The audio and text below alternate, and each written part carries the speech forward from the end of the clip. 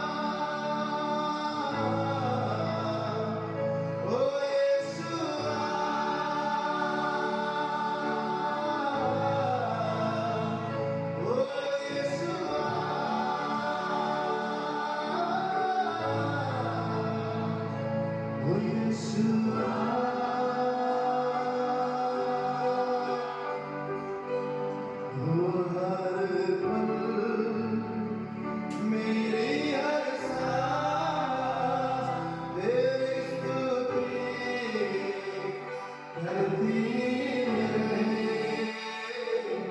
हर दिन मेरी हर बात तेरी महिमा गाती रहे तेरे पास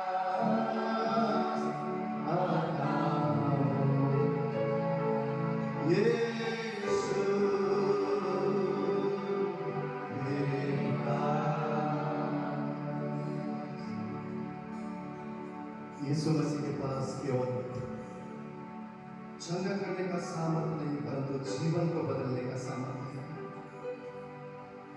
यीशु मसीह के पास केवल हमें आजाद करने की सामर्थ्य नहीं पर हमारे जीवन में बड़े बड़े आश्चर्य के कार्य वो हमारे जीवन में अपने सामर्थ से भरकर हमें गवाही ठहराने का सामर्थ्य उसके पास है। वो कहता है मैं ही जीवन हूं, मैं ही रोशनी हूं, मैं ही मार्ग सत्य हूं। जो मेरे पीछे बोले वो कभी अंधकार में नहीं परंतु ज्योति का संतान है। उसकी हुजूरी में हम आए और उसे कहे प्रभु तेरे छूने से केवल हम चंगे और आजाद नहीं परंतु तेरे छूने से हम अभिषेकित होते हैं। तेरे छूने से हमारा जीवन बदल जाता है प्रभु। तेरे छूने से परमेश्वर हमारे कठोर हृदय बदल जाता है। आज ऐसे हमें छू ले प्रभु, आज ऐसे हमें छू ले। केवल बाहरी चंगाई नहीं परंतु हमारा जीवन के अंदरूनी हिस्से आज चंगा हो जाए प्रभु, आज पवित्र हो जाए प्रभु, हमारा जीवन नया हो जाए परमेश्वर। तूने कहा जो मसीह में है वो नया सृष्टि है प्रभु। हमारा जीवन तेरी रोशनी बनता है। हम प्रार्थना करते हैं परमेश्वर, हमारी आत्मा के लिए प्रार्थना करते हैं। ओ प्रभु आज पुराने जीवन से हमें नया जीवन दे परमेश्वर। उस अंधकार को तोड़कर रोशनी को दे परमेश्वर। जो जीवन तू देने आया है वो जीवन को आज हम मांगते हैं।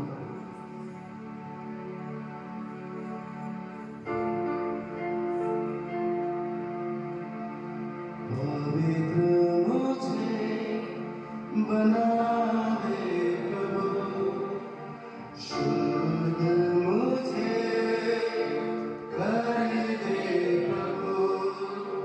पवित्र मुझे बना दे, शुद्ध मुझे कर दे प्रभु। तेरे जैसा दिखूं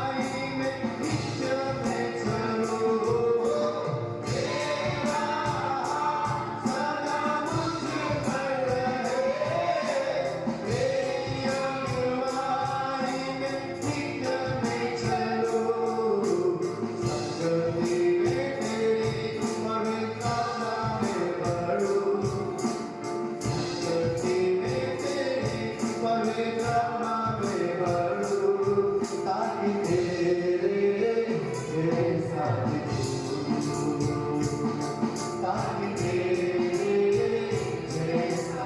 सब मुझे कहे पवित्र बना प्रभु, पवित्र मुझे बना दे प्रभु, शुद्ध मुझे कर दे शुद्ध, पवित्र मुझे बना दे प्रभु, शुद्ध मुझे कर दे प्रभु, ताकि तेरे जैसा दिखूं, ताकि तेरे जैसा दिखूं, ताकि तेरे जैसा दिखूं, ताकि तेरे जैसा दिखूं, ओ ताकि तेरे जैसा दिखूं, हाँ ताकि तेरे जैसा दिखूं। ओ शरीर की अभिलाषाओं पर, शैतान की सारी ताकत पर, विजय में पाऊं, जय में पाऊं, विजय में पाऊं, जय में पाऊं, ताकि तेरे जैसा दिखूं, ताकि तेरे जैसा दिखूं, ताकि तेरे जैसा दिखूं। आइए यीशु मसीह के लिए एक जोरदार ताली।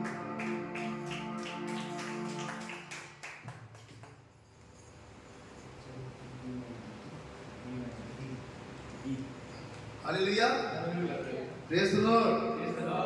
प्रभु यीशु मसीह ने जब उस स्त्री को छुआ, जब लोग उसको पत्थर मार रहे थे, बेविचार में जब पकड़ा गया, तो यीशु मसीह ने उसको जब छुआ तो उसे केवल ये नहीं बोला कि जा मैंने तेरे पाप क्षमा किया, परंतु उसने उसे शुद्ध भी किया, पवित्र भी किया, ताकि उसको फिर कोई दोष ना लगा सके।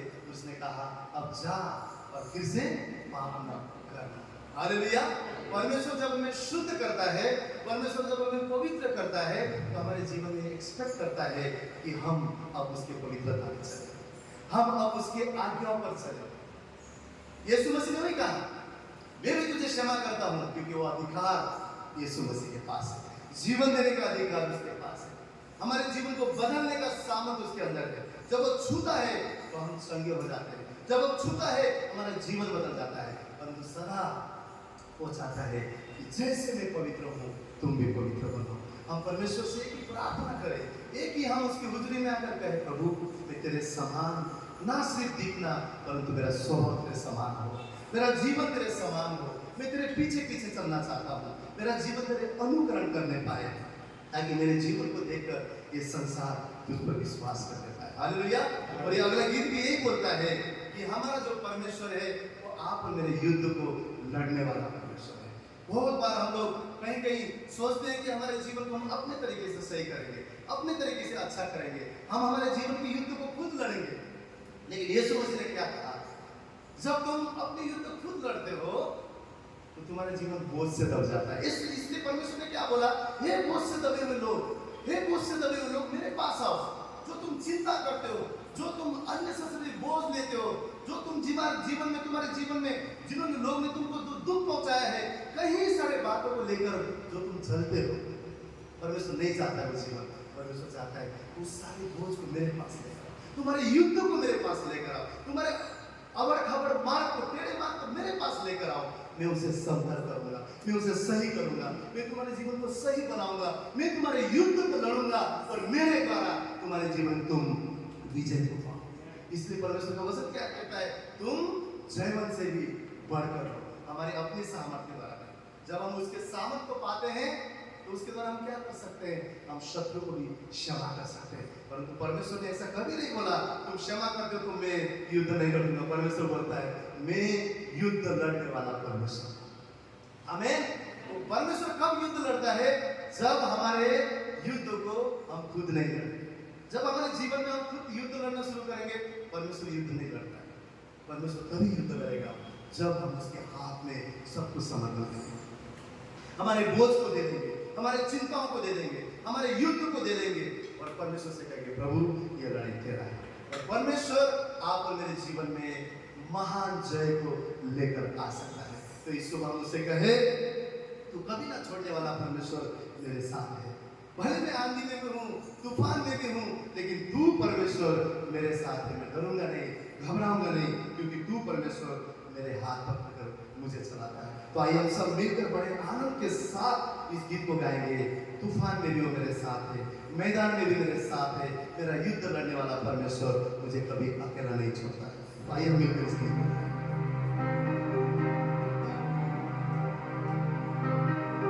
तूफानों में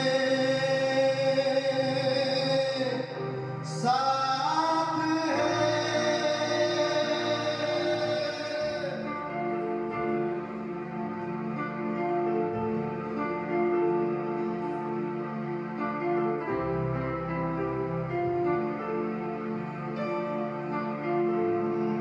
तूफानों में साथ है,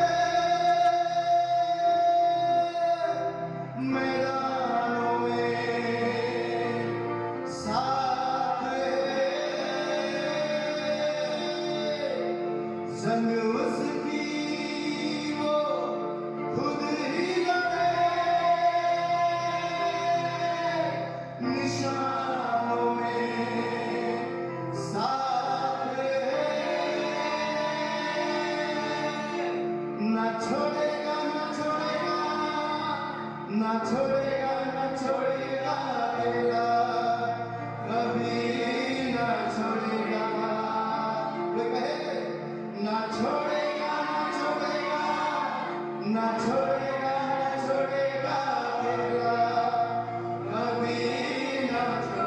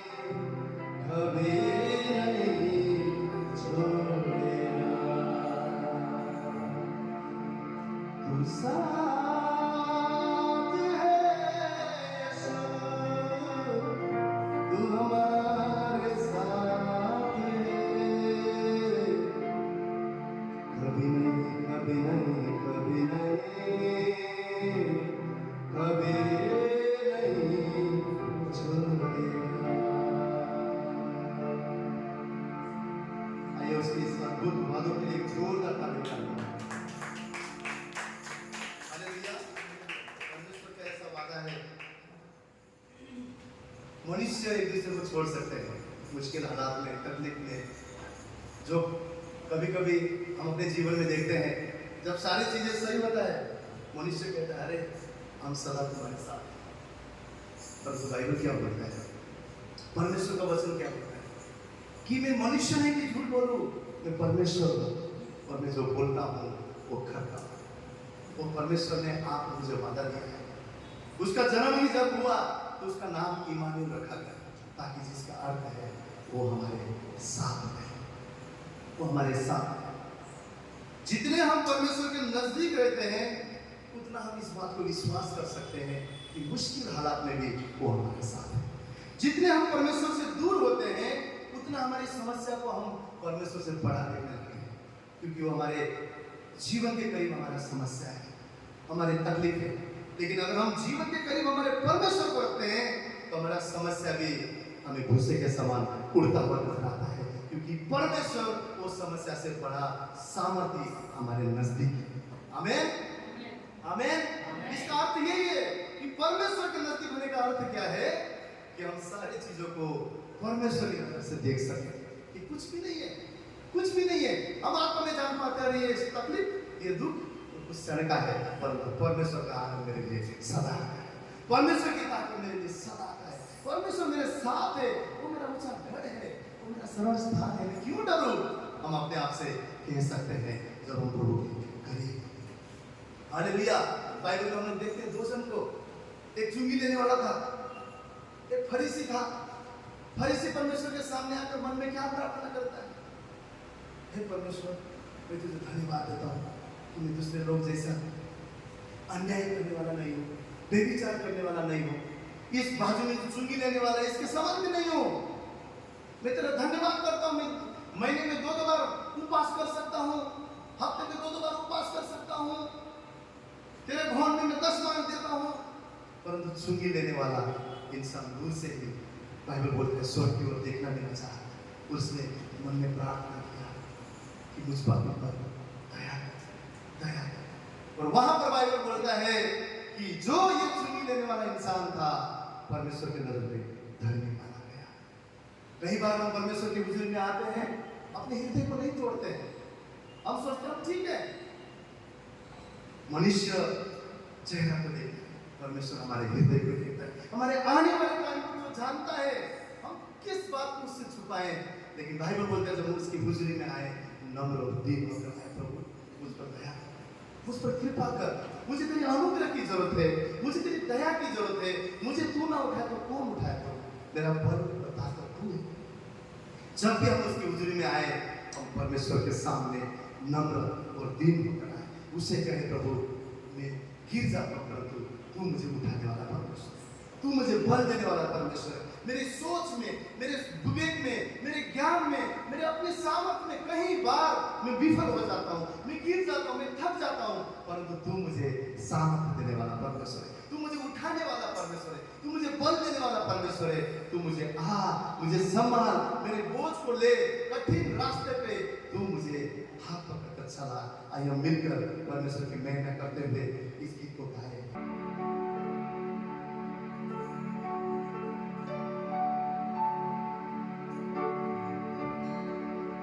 अगर तू ना सिखाए तो कौन सिखाए यीशु।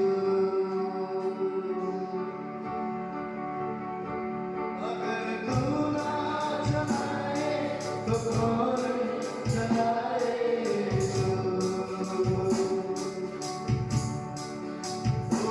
अगर तू ना सिखाए तो कौन सिखाए यीशु।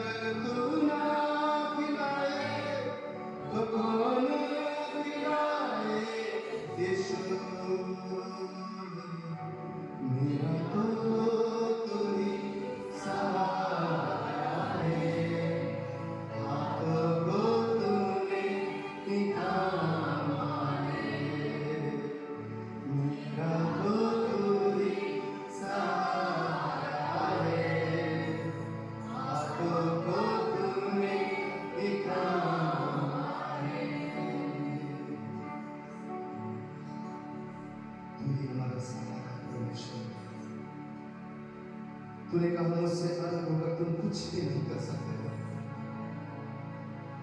हे प्रभु, हम सदा तुझसे बल पाना चाहते हैं, तो सदा तुझसे जुड़े रहना चाहते हैं प्रभु। सदा तेरी ओर देखते हैं परमेश्वर, क्योंकि हमें उठाने वाला, हमें बचाने वाला, हमें संभालने वाला, हमें खिलाने वाला परमेश्वर तू है।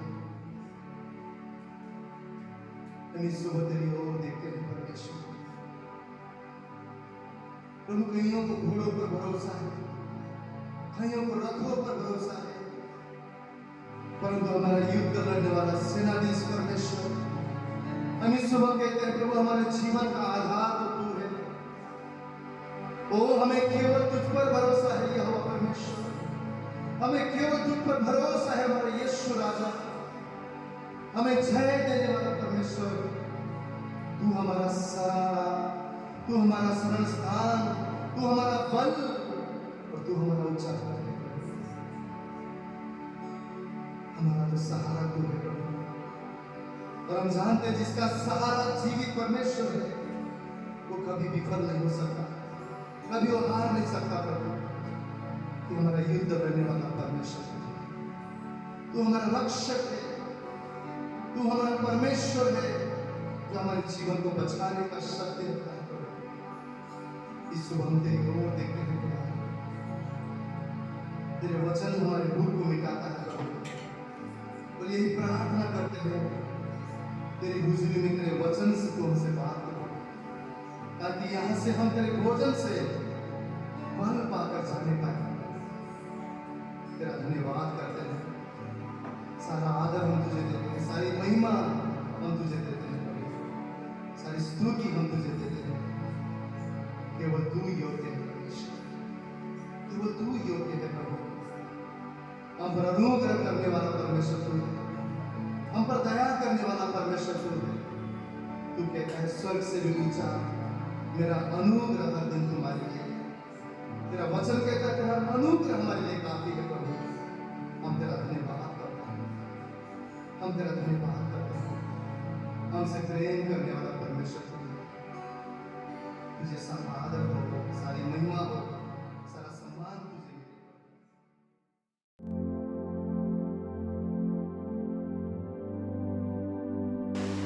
आज मैं जिस विषय पे आपसे बात करना चाहता हूँ वो विषय है जो यीशु मसीह जब इस धरती पे रहा वो सदा वो काम करता रहा। और इस धरती पे जब तक हम उसको थाम कर चलेंगे और हम करते रहेंगे, क्योंकि वो हमारे जीवन को बदल देगी। और वो है प्रार्थना की ताकत, प्रार्थना की सामर्थ। आज मैं बात करना चाहता हूँ कि प्रार्थना की क्या ताकत है, वो कैसे हमारे जीवन को बदल सकती है, कैसे वो हमारे जीवन को बदल सकती है, कितनी सामर्थ है उस प्रार्थना में। हम सब जानते हैं कि परमेश्वर के भवन को क्या कहा जाता है, प्रार्थना का भवन। क्यों कहा जाता है प्रार्थना का भवन? कि यहाँ आकर हम बदल सकते हैं, ये प्रार्थना का भवन ही कहा जाता है। और परमेश्वर यीशु मसीह इसका सबसे बड़ा एग्जाम्पल है। अगर प्रार्थना में इतनी सामर्थ्य है, तभी जब यीशु मसीह इस धरती पे रहे, उनका जीवन प्रार्थना से भरा जीवन था। आज हम यीशु से सीखेंगे कि अगर यीशु को प्रार्थना की जरूरत थी, तो मुझे और आपको कितनी प्रार्थना की जरूरत, हमें जरूरत है ना। अगर यीशु इस धरती पर रहे और वो प्रार्थना में वो जीवन दिए, बाइबल कहती है वो सुबह उठकर क्या करते थे, भोर में जाते थे अपने परमेश्वर को ढूंढते, प्रार्थना में अपने प्रभु को ढूंढते थे। बाइबल कहती है जो सबसे मुश्किल दौर में यीशु आए गतसमनी के बाद में अपने पिता को वहां पे ढूंढने गए, वहां पे प्रार्थना में। बाइबल कहती है जब अपने चेलों के साथ वो पहाड़ पे जाते थे, वहां वो प्रार्थना करते। बाइबल कहती है अपने चेलों को प्रार्थना करना सिखाया, क्योंकि वो जानते नहीं कि प्रार्थना कैसा करें। क्योंकि परमेश्वर को पता था इस धरती पे हमें एक चीज की जरूरत है, वो हमेशा प्रार्थना की, जो हमारे जीवन को बदल देगी, जो हमें नया बनाएगी, जो हमें ताकत देगी, जो हमें सामर्थ्य देगी, वो सब कुछ हमारे जीवन में बदल देगी। अच्छा, ये इस विषय पे देखेंगे कि प्रार्थना कई बार हमें पता भी नहीं होता कि प्रार्थना क्या करें और कैसे करें। यीशु मसीह के जीवन में हम देखें, लूका की पुस्तक उसके 6 अध्याय के 12वें और 13वें वचन में लिखा है, वहां पर लिखा है, कोई अगर खोलता है तो कोई पढ़े, लूका की पुस्तक उसका 6 अध्याय उसका 12वां और 13वां वचन।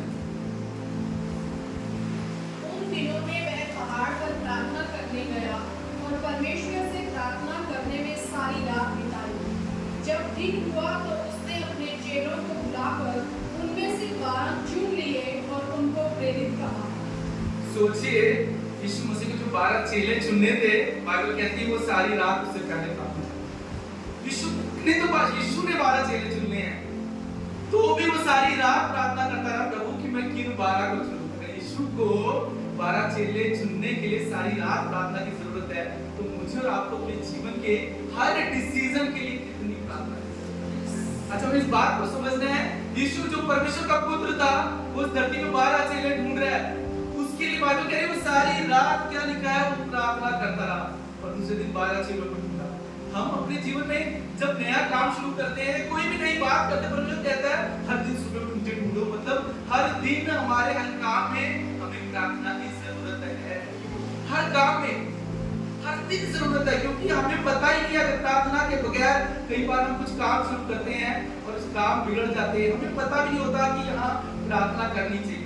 हम कहते हैं परमेश्वर को तो सब मालूम है, यीशु को तो सब पता था कि आगे क्या होगा, फिर भी यीशु मसीह ने उन 12 चेलों को चुनने से पहले यहाँ क्या लिखा है, सारी रात बाइबल कहती है उन्होंने प्रार्थना।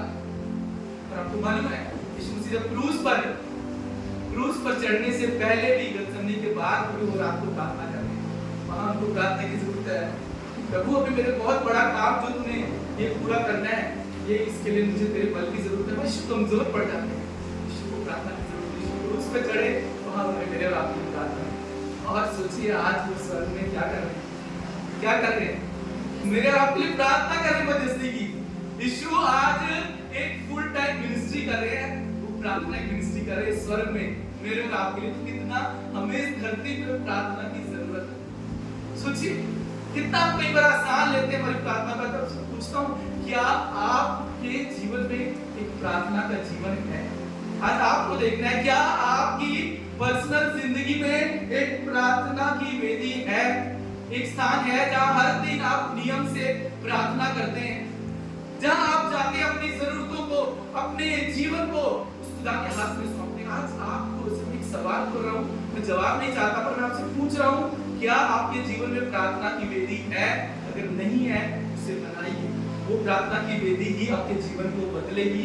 वो ऐसा स्थान होगा जहां हर दिन आप प्रार्थना कर सकेंगे, अकेले और अपने परिवार के साथ अपनी जरूरतों को वहां रखेंगे, प्रभु से सामर्थ मांगेंगे, क्योंकि बाइबल कहती है हमारा प्रार्थना स्वर्ग तक पहुंचती। इब्रानियों की पुस्तक उसका 7वां अध्याय उसका 25वां वचन, पता है क्या लिखा है? बोलिए मेरे साथ, कोई पढ़िए इसे। इब्रानियों की पुस्तक उसका 7वां अध्याय उसका 25वां वचन, यहाँ पर लिखा है, इसलिए जो उसके द्वारा मतलब यीशु मसीह के द्वारा, लिखा है जो यीशु मसीह के द्वारा उसके पास आते हैं, वो उनके लिए मध्यस्थी करने के लिए सर्वदा जीवित है। ये सर्वदा जीवित है, सर्वदा जीवित। आज हमारा परमेश्वर हमारे लिए मध्यस्थी करने के लिए सर्वदा जीवित है। वो परमेश्वर तो मेरे और आपके लिए मरा, मेरे आपको खातिर मरा, आज वो जीवित है मेरे और आपके लिए सर्वदा प्रार्थना करने के लिए। तो कितनी जरूरी है हमारे जीवन में ये प्रार्थना। इस प्रार्थना में शक्ति है, इस प्रार्थना में सामर्थ है, इस प्रार्थना में जीवन को बदलने की सामर्थ। कितना हमें अपने जीवन में इस प्रार्थना में हमारा जीवन होना चाहिए। पर क्या हम घर में, आपसे पूछ रहा हूं, मैं घर की प्रार्थना की बात कर रहा हूं, मैं कलीसिया की प्रार्थना की बात नहीं कर रहा, या आप किसी से प्रार्थना करवाते हो, मैं उस प्रार्थना की बात नहीं कर रहा। आज परमेश्वर कह रहे हैं तुम्हारे जीवन के घर में, आज मैं आपके घरों की बात करना चाहता हूं, कि आपके घर में प्रार्थना की वेदी है, क्या एक स्थान है कि आप अकेले जाके हर दिन प्रार्थना करते हैं, अपने प्रभु को ढूंढते हैं?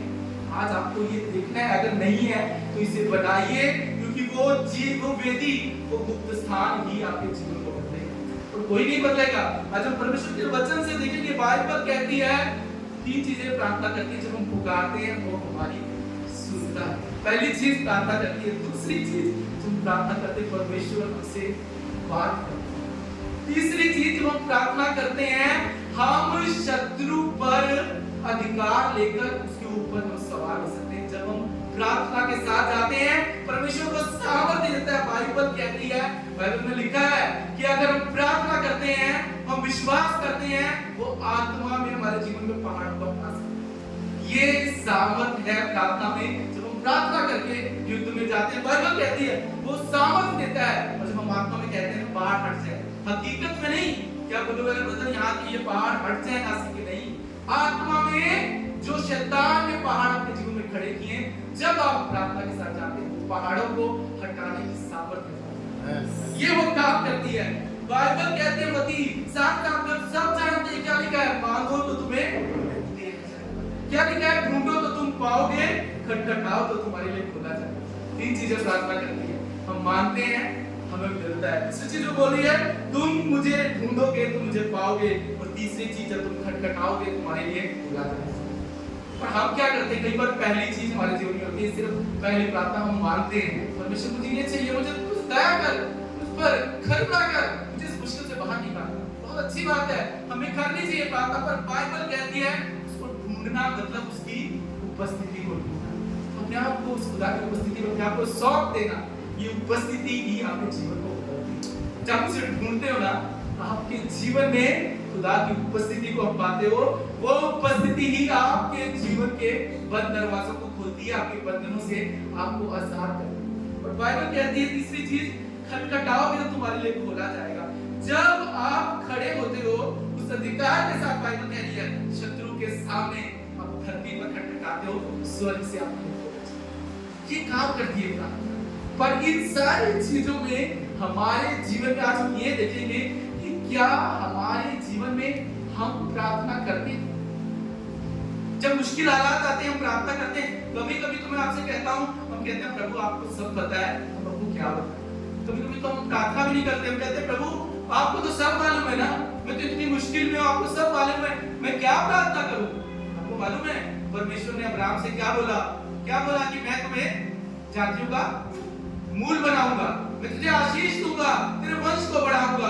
पर एक समय आया जिस जाति को परमेश्वर ने बढ़ाया, वो जाति क्या हुई, गुलामी में चली। वो जाति पूरी जो जाति थी इस्राएली, वो वहां क्या हुआ, गुलामी में चले गए मिस्र में। तो क्या परमेश्वर ने अपने आप वहां भेज दिया, पर उनको तो पता था वो गुलामी में। पर बाइबल कहती है, अगर आप आपको खोलने की जरूरत नहीं, निर्गमन 2:23 में लिखा है, वहां परमेश्वर कहता है उनकी दुहाई मेरे कानों तक पहुंचा, कराना मेरे कानों तक पहुंचा। जब वो कराए, जब उन्हें दुहाई दी, परमेश्वर अभी बहुत हो गया, बहुत हो गया, हम इतने साल से हम तो यहाँ बसने के लिए आए थे, हम तो यहाँ की भलाई के लिए आए थे। परमेश्वर के लोग क्यों गए, इजिप्ट में क्यों गए, आपको मालूम है। यूसुफ जब वहां गया, वो हमके लिए आशीष बना। वहां पर उसने उनके लिए जो काम किए, कई पीढ़ियों ने वहां पर फसल को खाया। पर एक दौर आया, वो ही इस्राएल जो यहूदी थे, वो ही जो इजरायली थे, वहां पर गुलाम बन गए और वो पूरी तरह से फंस गए। और फिर वहां क्या गुलामी, सिर्फ गुलामी नहीं थी, जो वो बोलता था ईंटें बनानी, भोजन नहीं मिलता था, निरंतर गुलामी करना। एक दिन बाइबल कहती है, एक दिन वो रोए, एक दिन कराए। बाइबल कहती है उनका कराना परमेश्वर तक पहुंचा, यानी उनको प्रार्थना करनी पड़ी। अगर वो कहते हैं परमेश्वर को तो सब पता है, परमेश्वर हमें निकालेगा, परमेश्वर चाहता है प्रार्थना करो, तुम मांगो तो मैं तुम्हें दूंगा, तुम मुझे ढूंढो तो मैं तुम्हें मिलूंगा, तुम खटखटाओगे तो मैं स्वर्ग तुम्हारे लिए खोलूंगा। यहाँ बाइबल कहती है परमेश्वर ने तब मूसा को भेजा और उन्हें वहां से निकाल कर लाया। जब आप कराते हो, परमेश्वर कोई ना कोई डिवाइन हेल्पर अपने जीवन में भेजता है, मददगार भेजता है न हालातों से आपको बाहर निकालने के लिए। पर ये कौन काम करता है, ये प्रार्थना काम करती है। ये आपकी प्रार्थना, आपकी प्रार्थना। आज मैं आपसे इस विषय पे बात करना चाहता हूँ कि क्या आपके जीवन में प्रार्थना की वेदी है। आप कहेंगे ब्रदर क्यों हमारे घर में प्रार्थना की वेदी हो, क्योंकि परमेश्वर जो आपके घर में प्रार्थना की वेदी है ना, वहां की प्रार्थनाओं को वो सुनता है, उसका प्रतिफल देता है। वो प्रार्थनाएं आपके जीवन के बंद दरवाजों को खोलती हैं, वो प्रार्थनाएं आपके जीवन से बंधुआई से आपको आजाद करती हैं। बाइबल में मत्ती 6:6 में यीशु मसीह ने कहा, खोलिए आपको ये वचन, और ये अपने जीवन में लिख लीजिए। ये वचन जहां परमेश्वर कहते हैं, यीशु मसीह कहते हैं, मत्ती 6:6 यहाँ लिखा है, जब तू प्रार्थना करे तो अपनी कोठरी में जा, द्वार बंद कर, अपने पिता से जो गुप्त में है प्रार्थना कर, तब तेरा पिता जो गुप्त में देखता है तुझे। कहां पर परमेश्वर कह रहा है, अपनी कोठरी को बंद कर, गुप्त स्थान में जाना। परमेश्वर कह रहे हैं कि आपके जीवन में गुप्त स्थान है। मैं आपसे कहता हूँ आपकी आशीषों की कुंजी जो आप मिस कर रहे हैं ना, वो है गुप्त स्थान। वो सीक्रेट प्लेस जो आपके घर में नहीं है, अगर आपके घर में प्रार्थना की वेदी नहीं है, जब आप सुबह जाते हैं, जब आप दोपहर को जाते हैं, जब आप रात को जाते हैं, और जब आप अपने परिवार के साथ जाते हैं, और जब आप प्रार्थना करते हैं, निरंतर प्रार्थना करते हैं, बाइबल कहती है कि यीशु मसीह आप बोल रहे हैं उस गुप्त स्थान में प्रार्थना करेगा, मैं खुले में करूंगा। प्रार्थना कहाँ करोगे आप? गुप्त में करोगे। रोक कर अपने कमरों को जब बंद कर आप प्रार्थना करते हो, बाइबल कहती है वो प्रार्थना स्वर्ग में जाती है और परमेश्वर वहां से प्रतिफल देता है, प्रतिफल देता है। कितने लोग अपने जीवन में रिवार्ड चाहते हैं परमेश्वर? कितने लोग चाहते हैं? परमेश्वर आज कह रहा है वो कुंजी है, वो जगह है, वो सीक्रेट जगह है, वो सीक्रेट प्लेस, वो गुप्त स्थान। परमेश्वर कह रहा है क्या मेरे और आपके घर में वो गुप्त स्थान है जहां निरंतर प्रार्थना करते हैं। एक नियम बनाइए अपने परिवार में। मैं आपसे कह रहा हूं एक नियम, एक पद्धति बनाइए अपने घर में कि मैंने ये समय में यहाँ पर बैठ के प्रार्थना करनी है, अकेले प्रार्थना करनी है। एक समय होगा इसी जगह पर मैं अपने परिवार के साथ यहाँ प्रार्थना करूंगा। आप वहां जो प्रार्थनाएं करते हैं ना, जब आप हृदय को वहां तोड़ते हैं, बाइबल कहती है वो स्वर्ग में जाता है। जब आप अपने परिवार के लिए वहां प्रार्थना करते हैं, आप प्रोफेटिकल शब्द बोलते हैं, बाइबल कहती है परमेश्वर उन भविष्यवाणी को पूरा करेगा। आने वाले समय में ये प्रार्थना करेगी आपके गुप्त स्थान की प्रार्थना। और बाइबल कह रही है बहुत ही इंटरेस्टिंग बात है, यहाँ पर यीशु ने ये नहीं कहा कि जो तुम गुप्त स्थान में प्रार्थना करोगे मैं उसका उत्तर दूंगा। यहाँ ये नहीं लिखा है, आप थोड़ा समझिए यहाँ पर क्या लिखा है। जब तुम अपनी कोठरी में जाकर उसे बंद करके प्रार्थना करेगा, परमेश्वर देखता है जो प्रार्थना कर रहे हैं, परमेश्वर देख रहा है। कभी कभी हमें लगता है ना प्रभु ने मेरी प्रार्थना नहीं सुनी, कभी कभी लगता है ना बहुत देर हो गई है, परमेश्वर देखता है और क्या बोल रहा है, मैं उसका प्रतिफल। प्रतिफल मतलब रिवॉर्ड है।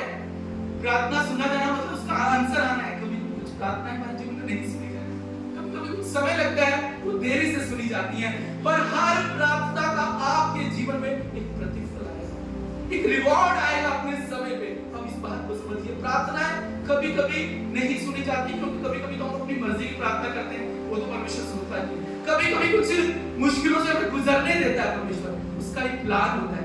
कभी कभी वो गुजरने देता है, कुछ दर्द से गुजरने देता है, कुछ तकलीफों से गुजरने देता है। कहते प्रभु मैं क्यों गुजर रहा हूँ? कहते हैं मैं भी गुजरा, मैं इससे चाहता हूँ तुम गुजरो।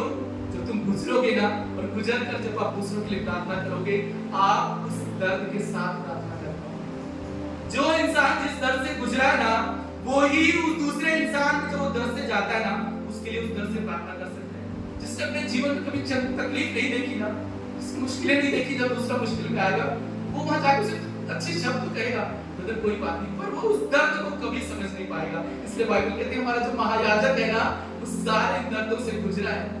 इसलिए जब हम प्रार्थना करते हैं गुप्त स्थान में, वो वहां से देखता है और कहता है मेरे बेटे मैं गुजरा हूं, पर मैं मेरे समय पर तेरे जीवन को प्रतिफल लेकर आया। तुझे लग रहा है ये प्रार्थना नहीं सुनी गई, तुझे लग रहा है कि मैं क्यों गुजर रहा हूं, परमेश्वर कई बार हमें गुजरने देता है। यीशु मसीह जब गुजरे ना उस दुख से, उस मुश्किलों से, एक समय आया समझने के बाद में यीशु मसीह ने वहां पर जब वो दिन आने वाला था, बाइबल कहती है उस दिन यीशु मसीह कमजोर पड़ गए। उन्होंने प्रार्थना की, उन्होंने क्या प्रार्थना की? हो सके तो ये प्याला टल जाए। यीशु मसीह, बाइबल कहती है वो नहीं टला, वो प्रार्थना यीशु की नहीं सुनी गई। पर यीशु मसीह वहां कमजोर पड़ गए, तो परमेश्वर ने काम किया।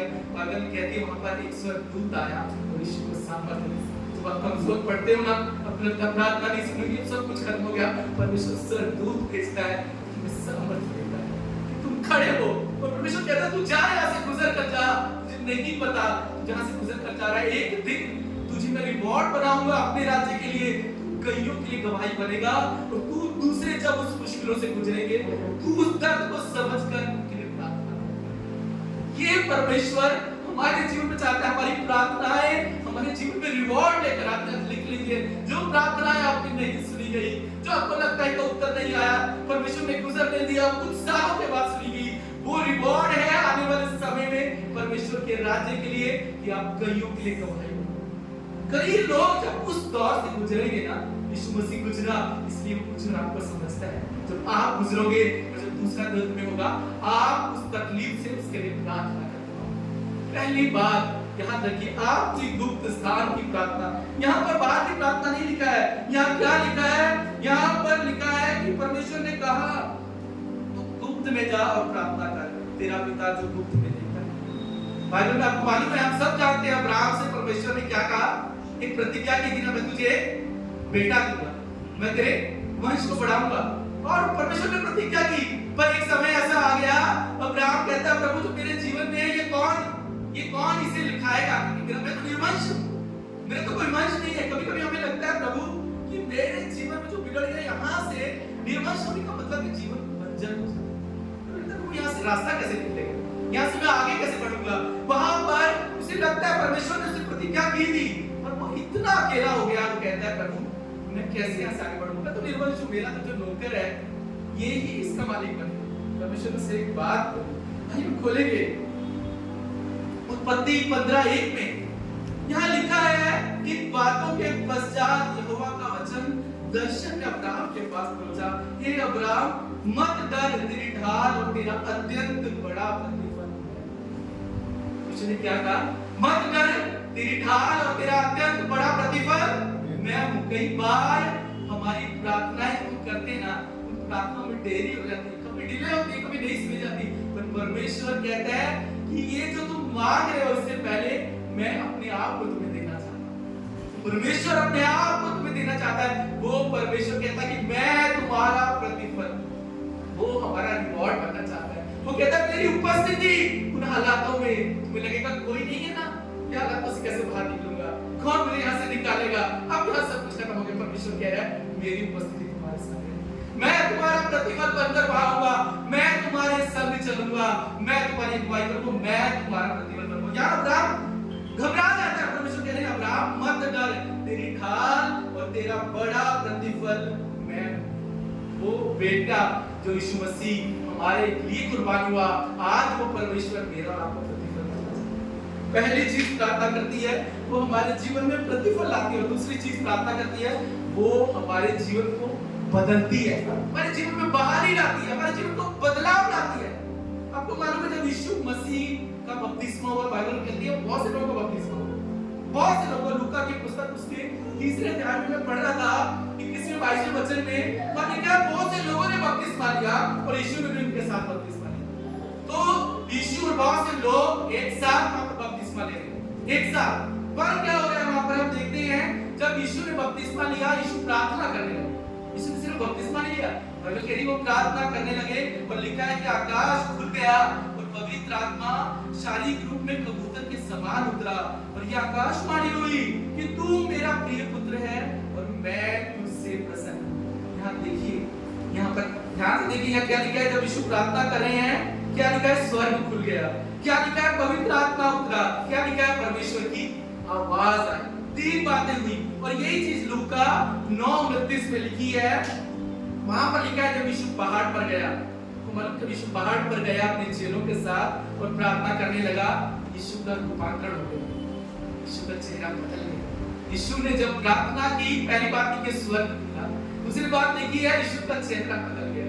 आप जब प्रार्थना करते हैं ना आत्मा और सच्चाई से, स्वर्ग आपके लिए खुल जाता है, आपका जीवन बदल जाता है। वो बंद दरवाजे टूट जाते हैं। बाइबल कहती है बंधुआई टूटती है। आपको मालूम है हम जहां से आए हैं ना, हम एक बंधुआई को लेकर अपने साथ आते हैं। बाइबल कहती है हम अपनी ब्लड लाइन में बंधुआई को लेकर आते हैं। बाइबल कहती है पुरानी वेदियां हमारे साथ लेकर आते हैं। अगर आपके घर में प्रार्थना की वेदी नहीं है तो पुराने जीवन की वेदियां आप कहां तोड़ोगे? आप बाइबल कहती है शुद्ध पर हमने विश्वास किया है, उसके लहू से हम शुद्ध हुए, तो पुराना जीवन नहीं बदला है। वो ब्लड लाइन से आए हुए जो कर्ज से जो श्राप है, उनके कुछ सामान आज भी हमारे साथ लेकर आते हैं, हम अपने घरों में रखते हैं, और वो कहां टूटेंगे? उन प्रार्थना की वेदियों में। और जब तक वो पुरानी प्रार्थना की वेदियां आपके घर में नहीं टूटती हैं, आपका जीवन निरंतर आशीषित नहीं बनेगा।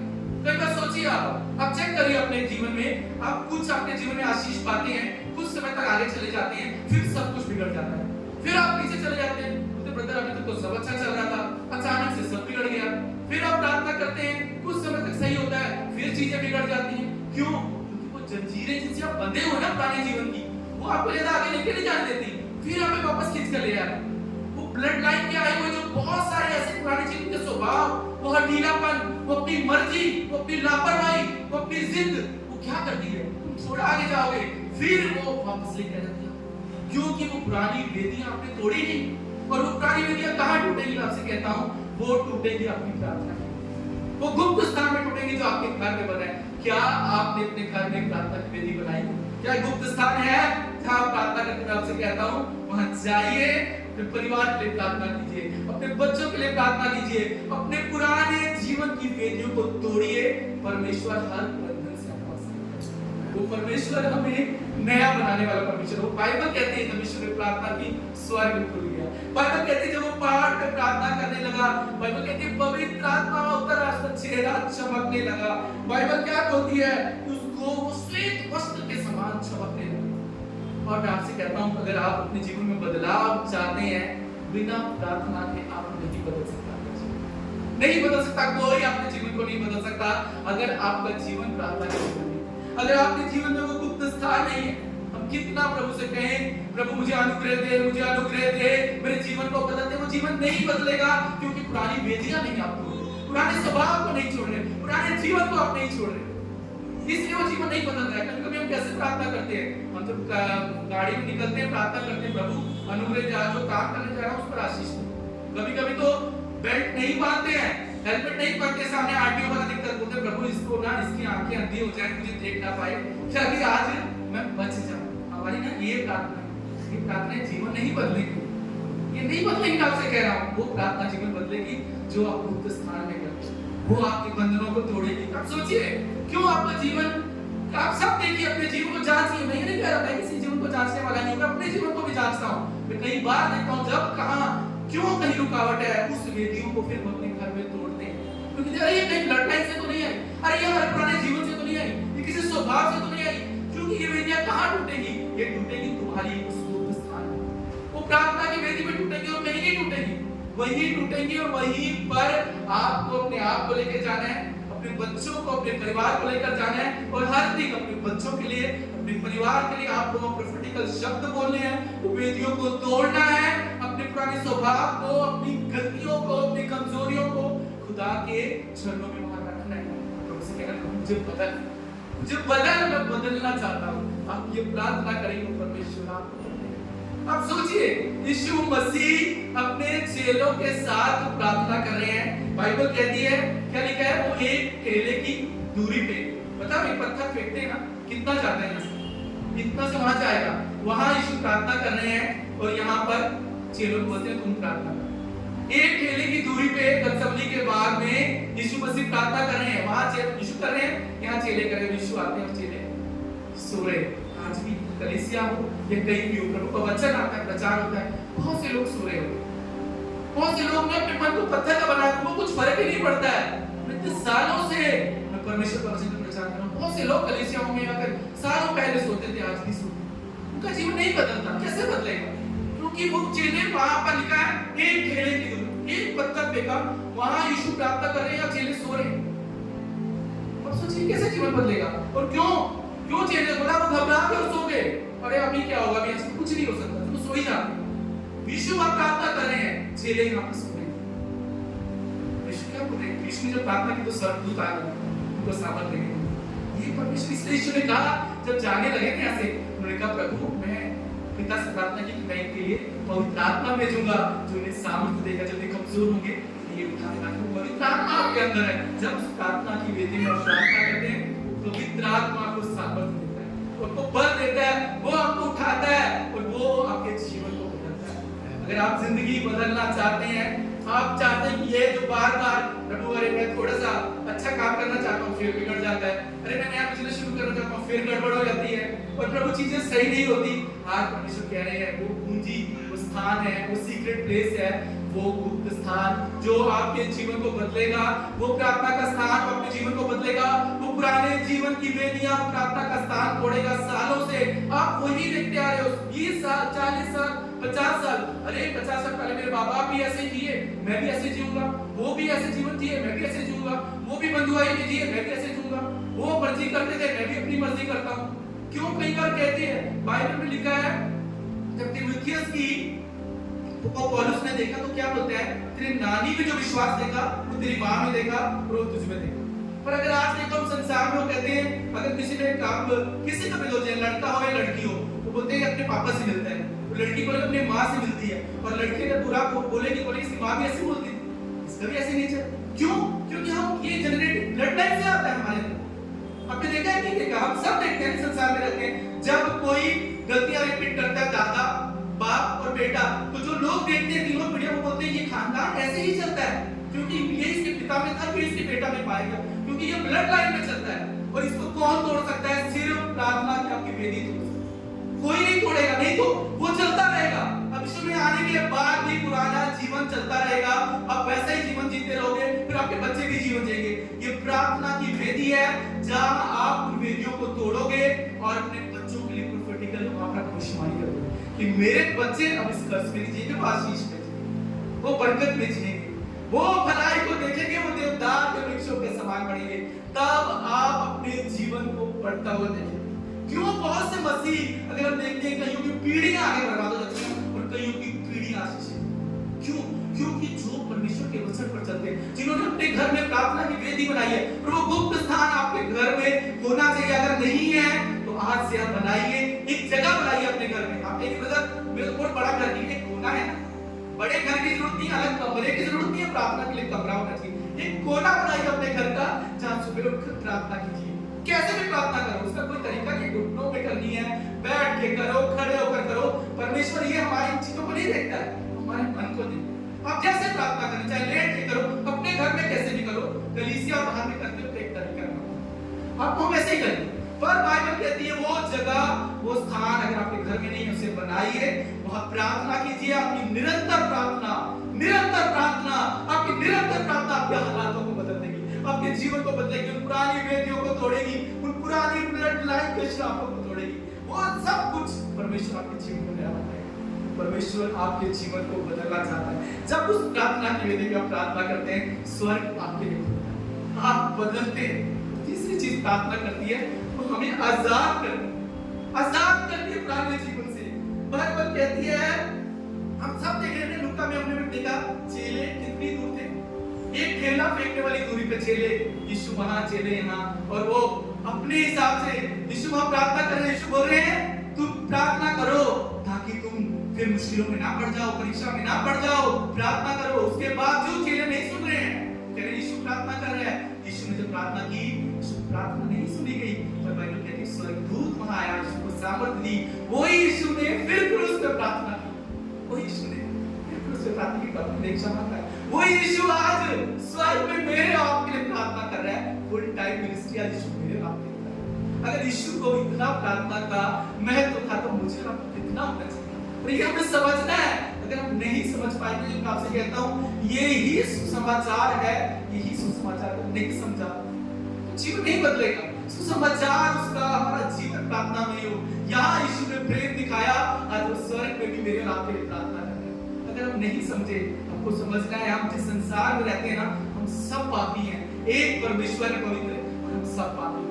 और परमेश्वर ने ऊपर गया हमें बचाया है, हमें छुड़ा है। आज भी हम पाप करते हैं, पर जब हम प्रार्थना करते हैं, जब हम कराते हैं, जब हम दुआएं में जाते हैं, हम रोते हैं, कहता है हमारा कराना वो सुनता है, उस स्वर्ग मेरे और आपके लिए खुलता है। परमेश्वर अपने स्वर्गदूतों को भेजता है। तो आपको मालूम है जब हम प्रार्थना नहीं करते ना, हमारे स्वर्गदूत जो है ना बेरोजगार तो मालूम है उनको कोई काम नहीं बचता है। उनका ये काम है, जब हम प्रार्थना करते हैं वो काम लग जाता है। हम अपने स्वर्गदूतों को काम करने के बाद कहता है तुम्हारी विनतियां जब तुम करते हो, स्वर्ग के स्वर्गदूत छोड़ दिए जाते हैं। जाओ उनको सामर्थ दो, जाओ उनको भविष्यवाणी की बात करो, जाओ उनके पास खड़े उनको बल दो। ये स्वर्गदूत करते हैं। तो प्रार्थना ही करेंगे, स्वर्गदूत कैसे हमारे जीवन में काम, कैसे हमारा जीवन बदलेगा? वही पीढ़ियों का जीवन। बट आपसे कहता हूँ दो वेदियां बना के आपका जीवन नहीं बदलेगा। अगर पुरानी वेदियां नहीं टूटी हैं और आप प्रार्थना की वेदी बनाए हुए हो और वहां आपको पता ही नहीं कि पुरानी वेदियां तोड़नी है, आपका जीवन नहीं बदलेगा। कुछ दिन आगे जाते हो फिर वापस चले जाते हो, मतलब दोनों में चल रहे हो, पुरानी वेदियां नहीं तोड़ रहे हो, वो ब्लड लाइन के श्रापों का आप प्रार्थना ही नहीं करते हो, वो पुराने जो तुम्हारा नेचर है हठीला उसके लिए प्रार्थना नहीं करते हो, वो लापरवाही वाला जो जीवन पुराना था उसके लिए प्रार्थना नहीं करते हो, अपनी कमजोरियों के लिए प्रार्थना नहीं करते हो, अपनी जरूरतों के लिए सिर्फ प्रार्थना करते हो, तो जीवन कैसे बदलेगा? जरूरत पूरी भी हो गई, जीवन बदलेगा? परमेश्वर चाहता है हम बदले और हम चाहते हैं परमेश्वर हमारी परिस्थितियां बदले। परमेश्वर कहता है पहले मैं तुम्हें बदलना है। जिस दिन तुम बदल गए परिस्थितियां सारी बदल जाएंगी। कितने लोग चाहते हैं अपने जीवन को बदलना, और कितने लोग चाहते हैं सिर्फ परिस्थितियां बदले और बार-बार वो परिस्थितियां आए। नहीं, परमेश्वर चाहता है हमारा जीवन बदले, हमारा जीवन बदल जाए। और हम वो कहाँ बदलेंगे? उस गुप्त स्थान। आज परमेश्वर मुझसे और आपसे कह रहा है वो सीक्रेट प्लेस है जहां आप अपने बच्चों के लिए, अपने परिवार के लिए निरंतर प्रार्थना कर सकते हैं। तो मालूम है जब इसहाक की शादी होती है, शादी से पहले वहां पर बाइबल में लिखा है, अगर हम खोलेंगे वहां पर उत्पत्ति में लिखा है, उत्पत्ति 24 में अगर 58 से 60 का बाइबल नहीं खोलते तो भी आप सुनिए, जब रिबका की इसहाक के साथ शादी होती है, जब शादी होती है ना, और तब तो वहां उसके परिवार वाले उससे पूछते हैं क्या तू इसहाक के साथ जाएगी, क्या ये नया जीवन जिएगी? वहां पर उससे पूछते हैं, वो कहते हैं क्या तू नई शुरुआत करेगी? वहां पर कोई है अगर पढ़े उत्पत्ति 24 58 से 60।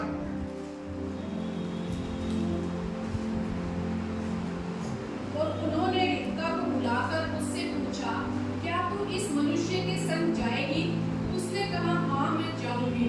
तब उन्होंने अपनी बहन रिबका और उसकी दाई और अब्राहम के दास और उसके साथी सबों को विदा किया, और उन्होंने रिबका को आशीर्वाद देकर कहा, हे हमारी बहन, तू हजारों लाखों की आदि माता हो और तेरा वंश अपने बैरियों के नगरों का अधिकारी हो। क्या लिखा है? जब रिबका को इसहाक के लिए दिया गया तो पूरा परिवार इकट्ठा हुआ, वहां उसके लिए एक प्रोफेटिकल भविष्यवाणी की गई। समझिए इस बात को, वो नए जीवन की शुरुआत के लिए उसके लिए प्रोफेटिकल भविष्यवाणी की गई। अब क्या होगा? अब तो क्या बनेगी? क्या लिखा है? हजारों लाखों की आदि माता हो।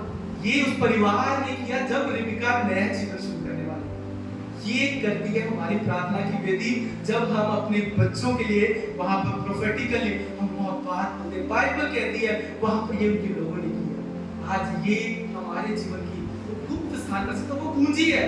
याद रखिए आपका गुप्त स्थान आपके आशीषों की कुंजी है। अगर वो गुप्त स्थान नहीं है आपके घर में, आपके जीवन में, तो आपका जीवन कुछ दिन सही होगा फिर बिगड़ जाएगा, कुछ दिन सही होगा फिर बिगड़ जाएगा। वो गुप्त स्थान ही है जो आपके जीवन को बदलेगा। परमेश्वर कह रहे हैं वहां पर मैं तेरी सुनूंगा। यिर्मयाह 33 क्या लिखा है?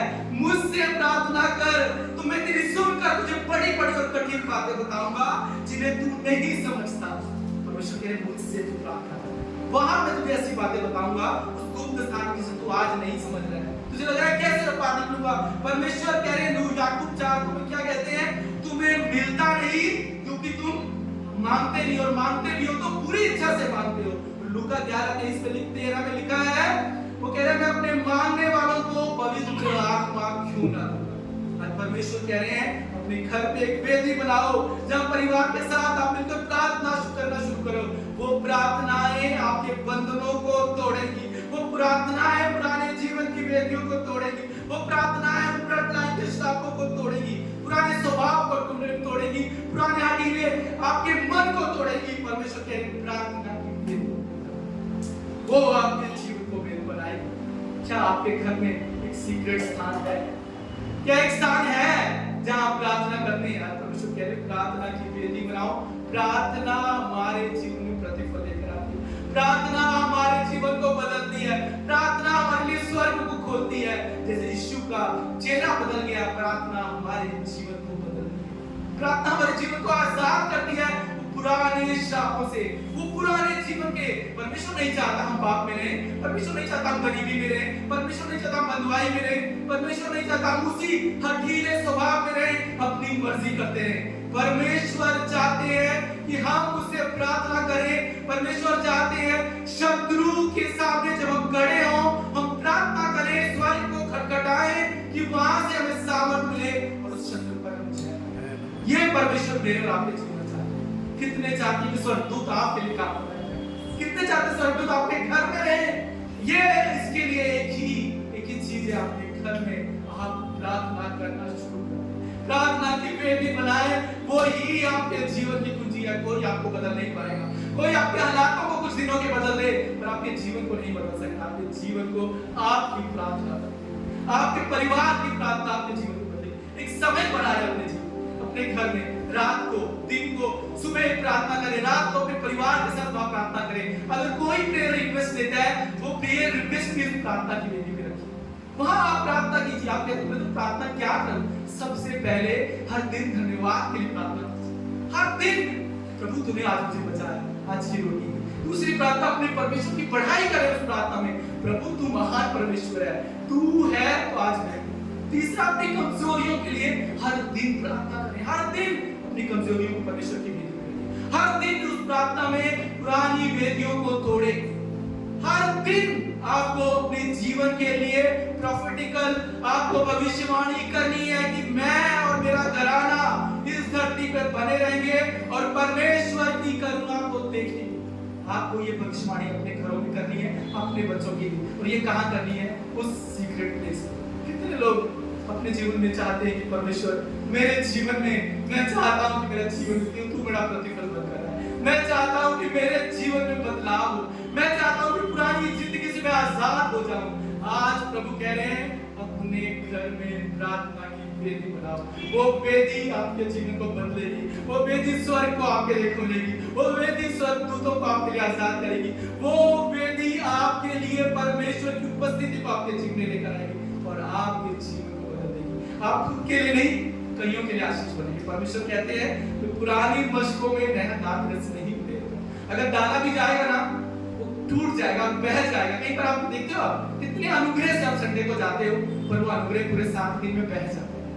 बह जाता है क्यों? कि पुरानी मशकें, वो मशकें नहीं आपने बदली, जीवन को नया नहीं बनाया। इसलिए आशीष आती है, अभिषेक आता है, वो बह जाता है। आज परमेश्वर कह रहे हैं मैं तुम्हें नई मशक बनाना चाहता हूं, जहां मैं दाखरस जब मैं मत डालूं वो भरे, वो उमड़े। आप सिर्फ खुद के लिए नहीं, कईयों के लिए आशीष बने। वहां रेबिका के लिए भविष्यवाणी की गई थी, कईयों के लिए आशीष बने, उसके परिवार में, किसी और में नहीं। ये आपकी प्रार्थना की वेदी है। आज मैं चाहता हूं सब अपनी जगह पे खड़े हो जाएं। मैं भाईजान से रिक्वेस्ट करूंगा यहाँ आएंगे, आज हम सब के लिए प्रार्थना करें कि हमारा जीवन प्रार्थनामय जीवन हो, हमारे घर में प्रार्थना की वेदी हो, जहां पुरानी वेदियां टूटे और प्रभु की वेदी में हम अपने जीवन को संवारे, ताकि हमारे जीवन में हम उसके प्रतिफल को देखें, ताकि हमारे जीवन में हम उसके बदलाव को देखें, ताकि हम अपने जीवन में वो आजादी का जीवन जिए जो जिंदगी हमारा परमेश्वर दे रहा है। वो कहता है मैं तुम्हें फलदायी बनाने आया हूँ, फलदायी बारी बनाने आया हूँ। वो कहता है मैं तुम्हें नया यरूशलेम बनाने आया हूँ। पर वो कहता है पुरानी मशकों का टूटना जरूरी है, टूटना जरूरी है। क्या आप टूटने के लिए तैयार हैं?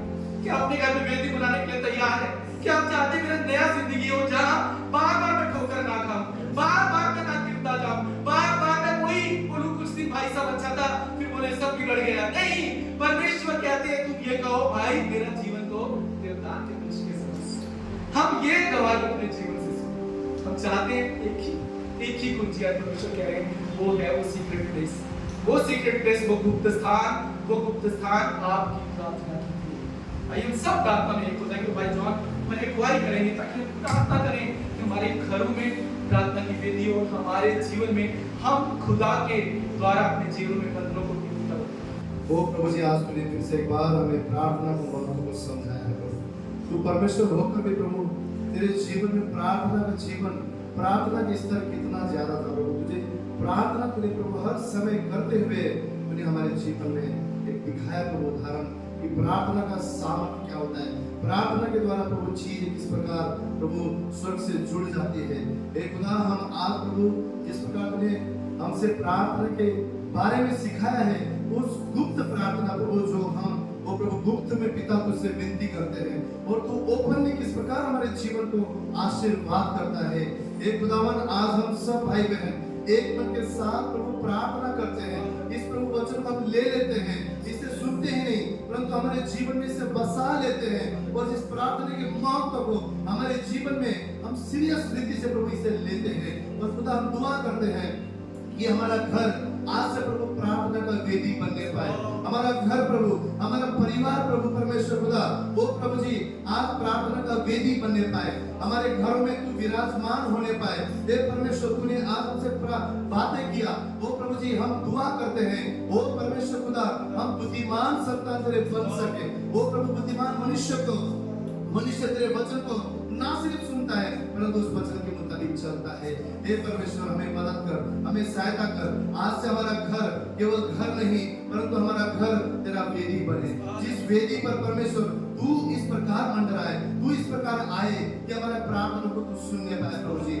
हम प्रार्थना करते हैं प्रभु, जो पीढ़ियों से आए हुआ जो श्राप है उन वेदियों पर टूटने पाए प्रभु, वो टूटने पाए परमेश्वर, वो प्रभु पुराना जीवन टूटने पाए, पुराना मनुष्य तो टूटने पाए, पुराना आचरण टूटने पाए, पुराना व्यवहार टूटने पाए, पुराना जिंदगी प्रभु उस वेदी पर हम हर दिन टूटना सीखे परमेश्वर, तोड़े परमेश्वर, और हमारा वेदी में प्रभु परमेश्वर उस प्रार्थना की वेदी में हमारा जीवन नया बनता जाए, नया बनता जाए परमेश्वर, वो नया बनता जाए प्रभु जी। वो परमेश्वर, वो प्रभु तूने किस प्रकार, वो प्रभु फिर से एक बार इस तरीके से बात किया, जब हम प्रार्थना करते हैं तेरे दूत हमारे सेवा टहल के लिए आ जाते हैं। एक खुदा हम दुआ करते हैं, जब भी हम प्रार्थना करें उस वेदी पर प्रभु हम हर दिन आकर दुआ करें तो तेरे दूत हमारे घरों की रक्षा करने पाए, तेरे दूत हमारे आने जाने में रक्षा करने पाए, तेरे दूत हमारे सेवा टहल करने पाए, और परमेश्वर में सामर्थ्य देने पाए प्रभु, ताकि हम प्रभु पिता तेरी मर्जी पर चल सके, तेरी इच्छाओं पर चल सके प्रभु। आज हम दुआ करते हैं प्रभु, हमारा जीवन प्रार्थना का जीवन बने पाए प्रभु, प्रार्थना का जीवन बने पाए। हम उस वेदी पर केवल अपने लिए और अपने परिवार के लिए नहीं, परंतु जिस प्रकार तो हमारे लिए मध्यस्थी करता बनता है, हम कईयों के लिए मध्यस्थी करता बन सके। वो हमारे जीवनों के लिए, हमारे प्रभु कलीसिया के लिए, हमारे रिश्तेदारों के लिए, हमारे बच्चों के लिए, वो प्रभु इस संसार के लिए, खोए हुए लोगों के लिए प्रभु हमारा वेदी प्रभु परमेश्वर कईयों के जीवन के लिए आशीषों को लेकर आने पाए, आशीषों को लेकर आने पाए प्रभु। हमारा प्रार्थना का जीवन केवल हमारे जीवन को नहीं, परंतु इस संसार को बदलने पाए, हमारे रिश्तेदारों को बदलने पाए, हमारे प्रभु अपने को बदलने पाए, हमारे कलीसिया को बदलने पाए, एक दूसरे को बदलने पाए। हमारा प्रार्थना का जीवन आज हमारे जीवन को परिवर्तन करने पाए प्रभु। हम दुआ करते हैं, ऐसा साफ करते प्रभु, तेरे वचन को सुनकर खुदा हम उसे मानने पाए प्रभु, मानने पाए प्रभु। तूने कहा जो मेरे वचन को सुनता है वो प्रभु सुनने से वो प्रभु विश्वास बढ़ता है। आज हम जानने पाए तेरे वचन से, वो प्रभु मानने से हमारा विश्वास बढ़ने पाए, हमारे जीवन में आश्चर्य के कार्य को देखने पाए। वो प्रभु तूने आज हमसे फिर से बात किया कि तू न सिर्फ हमारे हालातों को परंतु तू हमारे जीवन को बदलता हुआ देखना चाहता है। हे परमेश्वर, आज हम प्रार्थना करते हैं हमारा जीवन बदले प्रभु, हमारा आचरण बदले प्रभु, हमारा प्रभु परमेश्वर व्यवहार बदले, हमारा स्वभाव बदले। यीशु के नाम से पुराना जीवन टूटता जाए, और यीशु के नाम से सारे पाप का स्वभाव टूटता जाए, और यीशु के नाम से सारे गड़बड़ी निकल जाए, और यीशु के नाम से आज के वचन को प्रभु उपजाऊ भूमि पर गिरने के लिए इसे ब्लेस करते हैं प्रभु। हर एक दिन उस वचन को मानने के लिए इसे आशीर्वाद करते हैं, आजाद करते प्रभु। ये वचन आज प्रभु हम सबके जीवन में बसेगा, और हम यहाँ से जाएंगे प्रभु, हमारा घर आज से प्रार्थना का वो वेदी बनेगा परमेश्वर, प्रार्थना का वेदी बनेगा प्रभु, जहाँ हर सुबह हर भोर को उठकर हम तुझे ढूंढेंगे प्रभु, हम तेरी महिमा करेंगे, हम तेरी स्तुति करेंगे, और प्रार्थना में प्रभु हम तेरी मर्जी को जान पाएंगे प्रभु, जहाँ हम कहेंगे प्रभु मेरी नहीं पिता परंतु तेरी मर्जी पूरी हो।